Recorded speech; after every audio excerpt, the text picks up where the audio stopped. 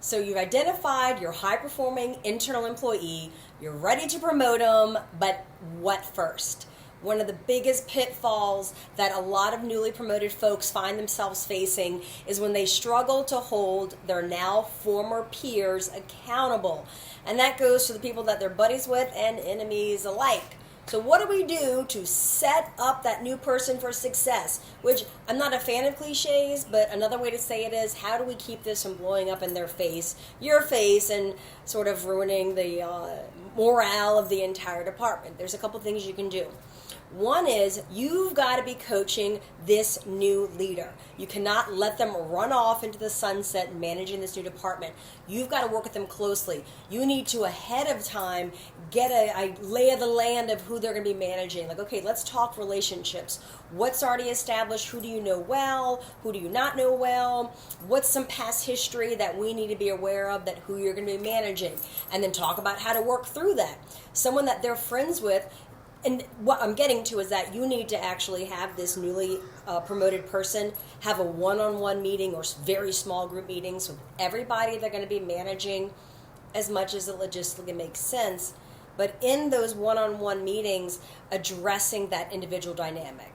But you need to first, as their boss, do an inventory, an intake of, okay, this is your team, let's talk about the relationships. Because if they're their buddy, they need to be able to go in and be like, hey man, listen, we are tight and you know that, like, you're my boy, but I'm also going to have to hold you accountable.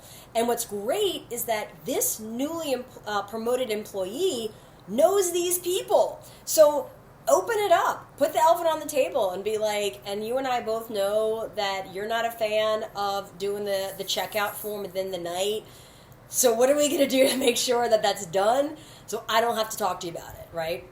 Another conversation might be, hey, Miss Susan, you know, we really never got a chance to work together before and get to know each other.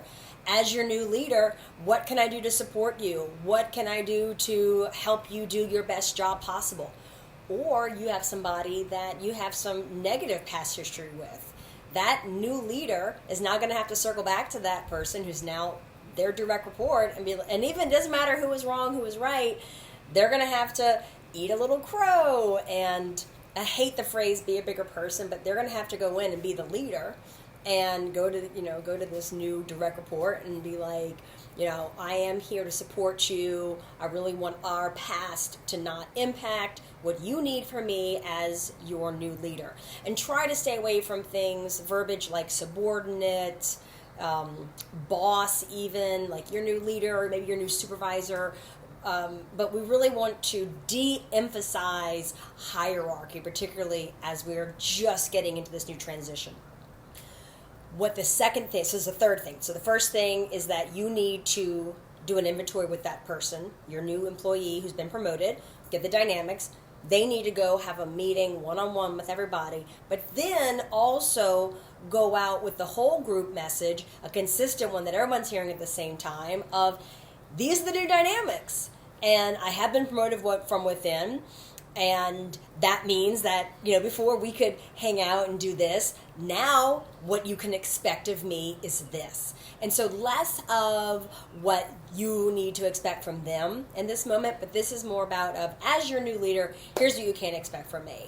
I am going to be advocating and fighting for, you know, the adjusted break times that we've all experienced.